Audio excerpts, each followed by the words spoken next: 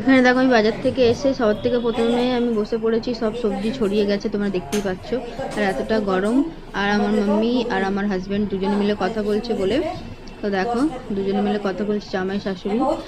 তো এটা আমার হাজব্যান্ড আর আমার মাম্মি। আর তুমি দেখতেই পাচ্ছ আমি এখানে কাটছি গাজর। দেখো এখানে আমার গাজর, বিনস, পেঁয়াজ, কাঁচা লঙ্কা কাটা হয়ে গেছে। এখানে আদা রসুন বাটা হয়ে গেছে, জিরে। আর এখানে দুটো কড়াই একসাথে বসিয়ে দিয়েছি, ভাত তো হয়েই গেছে। তো আজকে কি করব তোমরা দেখতে থাকো, কমেন্ট করে বলো গাইজ আমি আজকে কি করব, তোমরা গেস করো।